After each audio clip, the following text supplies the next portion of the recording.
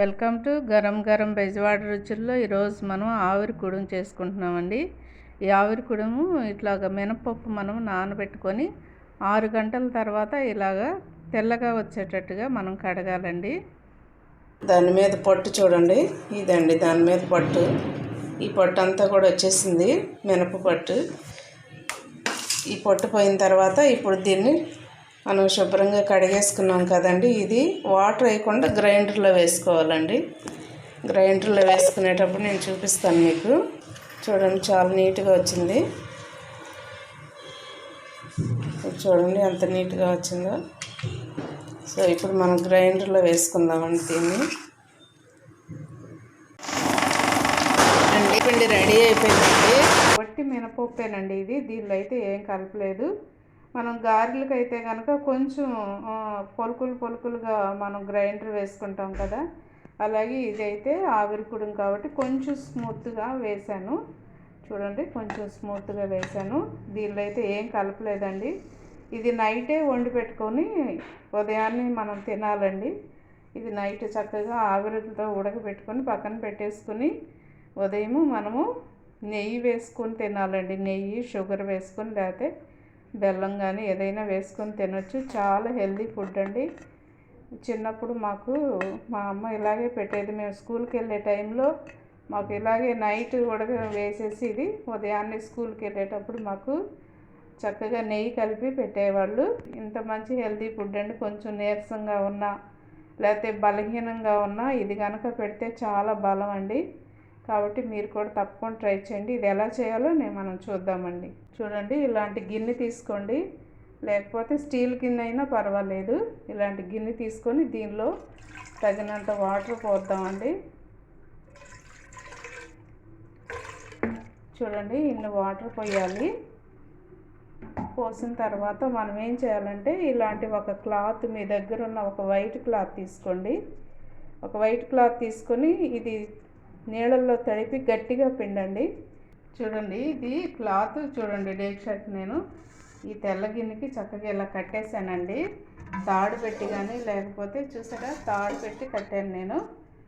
ఈ తాడు చూడండి, ఇదిగోండి, ఇట్లా పెట్టి టైట్గా చక్కగా నీట్గా కట్టుకోవాలండి. ఎక్కడ కూడా ముడత రాకుండా ఇట్లా కట్టుకోవాలి. మనము కలిపి పెట్టుకున్నటువంటి ఇది పిండి ఉంది కదండి, ఇది మినప్పిండి, దీనిపైన వేసేసుకోవాలి. చూడండి, ఈ పిండి అంతా కూడా ఇలా వేసేసుకోవాలండి దీని మీద.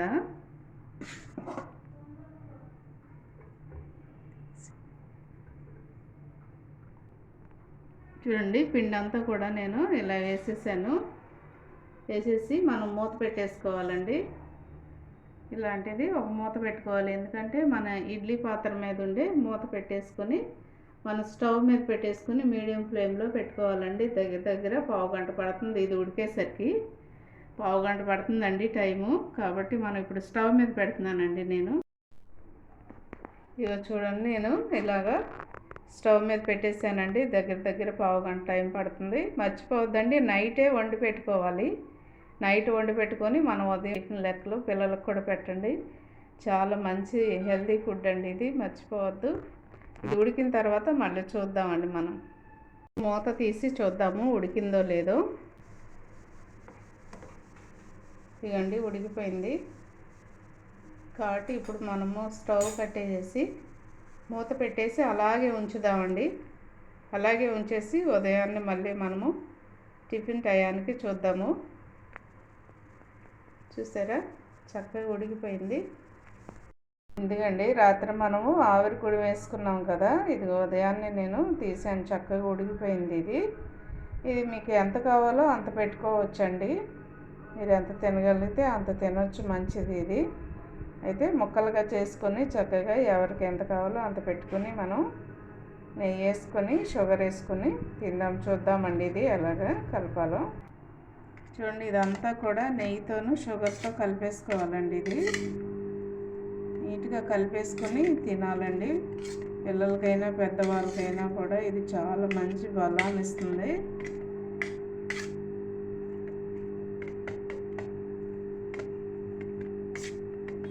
త్వరగా కూడా చక్కగా కోలుకుంటారండి. బలహీనంగా ఉన్న వాళ్ళు కూడా కోలుకుంటారు. కాబట్టి తప్పకుండా ఇలా ట్రై చేయండి, నాకు కామెంట్స్లో పెట్టండి. అలాగే మా ఛానల్ని మర్చిపోవద్దండి, గరం గరం బెజవాడ రుచులు. అలా ఇప్పటి వరకు సబ్స్క్రైబ్ చేయని వారంటే సబ్స్క్రైబ్ చేయండి, షేర్ చేయండి, లైక్ చేయండి. Thank you.